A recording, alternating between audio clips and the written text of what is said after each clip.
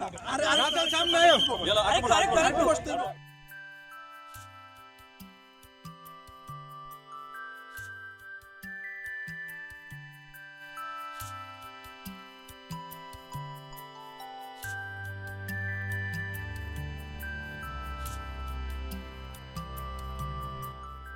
আলাইকুম সুপ্রিয় বন্ধুরা, আশা করি আপনারা সবাই ভালো আছেন। আমি সুমন, আপনাদের সবাইকে টুরিস্টার্স চ্যানেলে জানাই সুস্বাগতম।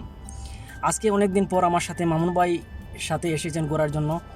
এই দেখেন আপনারা, অনেক দিন পর মামুন ভাই আসছে। আসসালামু আলাইকুম বন্ধুরা, আমাদের চ্যানেল টুরিস্টার্স মূলত দেশ বিদেশে ট্যুর বিষয়ক, ট্রাভেল বিষয়ক ভিডিও, তথ্য উপাত্ত তুলে ধরার কথা থাকলেও বর্তমানে করোনা পরিস্থিতির কারণে আমরা দেশে অথবা বিদেশে ঘোরাঘুরি সম্ভব হচ্ছে না এবং নতুন ভিডিও তৈরি করা সম্ভব হচ্ছে না।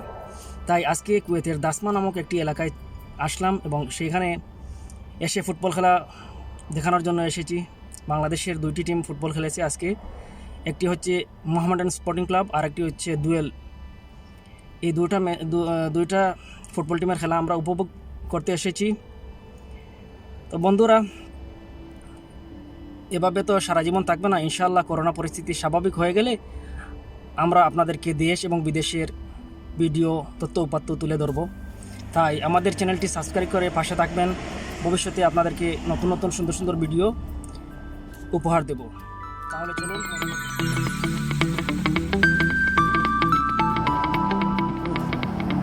আসসালামু আলাইকুম।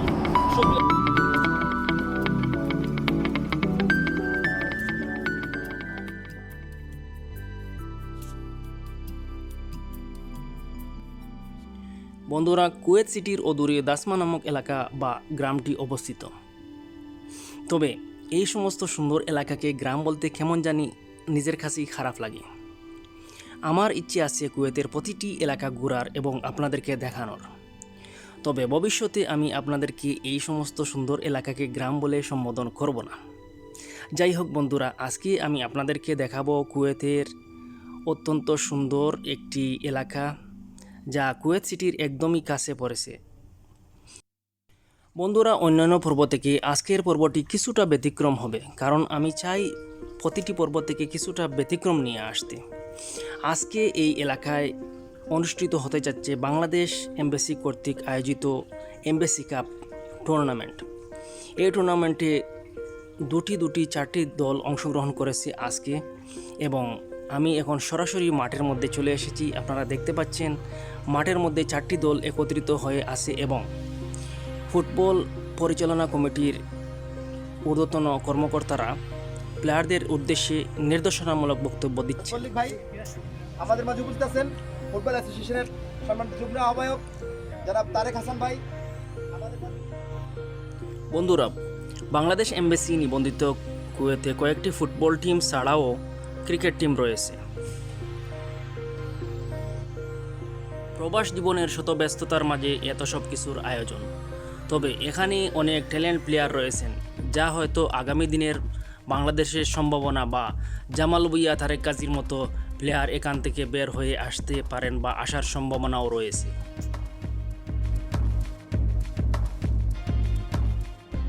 বন্ধুরা, আজকের টুর্নামেন্ট চলাকালীন অবস্থায় কুয়েতের তাপমাত্রা ছিল প্রায় 49 থেকে 50 ডিগ্রি সেলসিয়াস।